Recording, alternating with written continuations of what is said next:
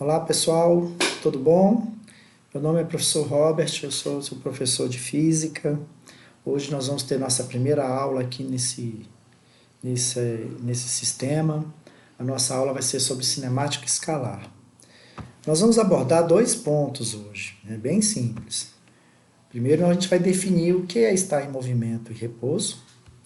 E depois a gente vai classificar os objetos em dois tipos. Ponto material ou corpos extensos. Tudo bem? Vamos lá. Parece fácil a gente verificar se o corpo está em movimento ou em repouso, né? Mesmo se a gente utiliza como referência nós mesmos. Por exemplo, se alguém se aproxima ou se afasta de nós, é porque esse objeto está em movimento. Nesse caso, a gente classifica o aproximar e o se afastar de movimento de translação.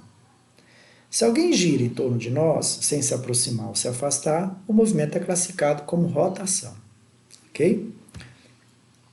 Por enquanto, a gente vai se concentrar só no movimento de translação. Vamos deixar a rotação aí para outro momento. Então, mais uma vez, se um corpo se aproxima ou se afasta de nós, esse corpo está em movimento de translação. Tudo bem? Caso contrário, ele está em repouso. Mas se a gente utilizar outro corpo como referência, um corpo pode estar em movimento e em repouso ao mesmo tempo. Quer ver? Olha só esse exemplo.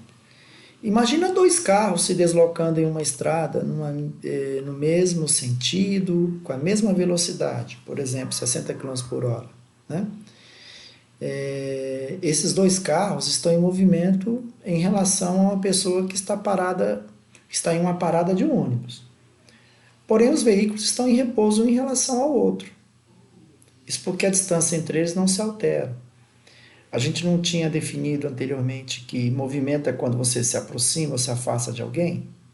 Então, olha só, mais uma vez, os veículos, a distância deles em relação à parada de ônibus está mudando. Então, é óbvio, os veículos estão em movimento em relação à parada de ônibus.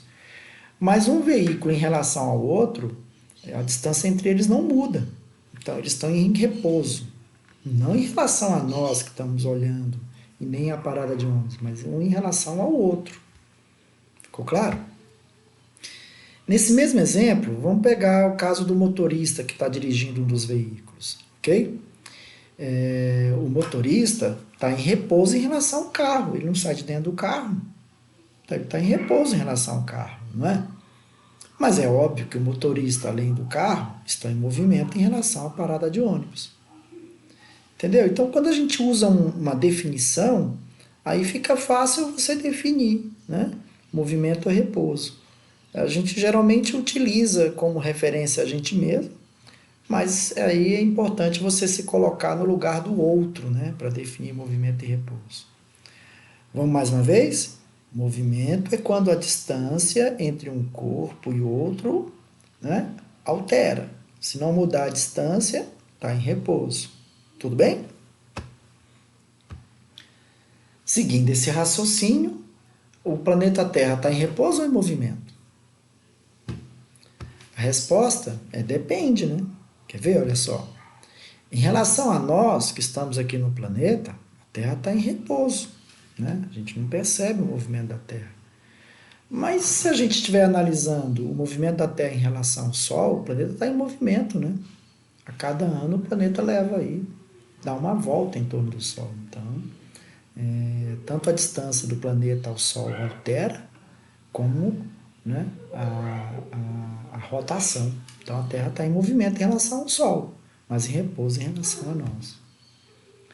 Essa forma, para definirmos repouso e movimento, a gente tem que, né, definir primeiro o referencial, em relação a quem você está definindo o repouso ou movimento.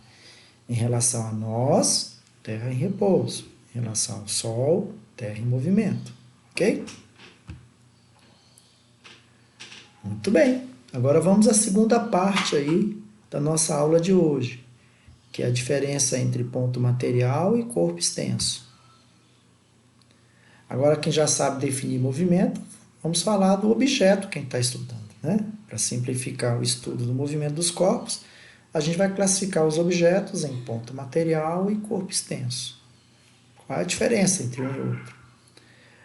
Ponto material é quando as dimensões de um corpo são desprezíveis na análise do seu movimento. Quando isso não é possível, o corpo é definido como extenso. Exemplo.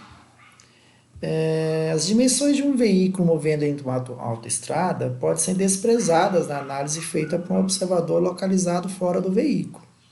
Todavia, as dimensões desse veículo devem ser consideradas pelo motorista quando da realização da manobra de ultrapassagem. Deixa eu falar diferente.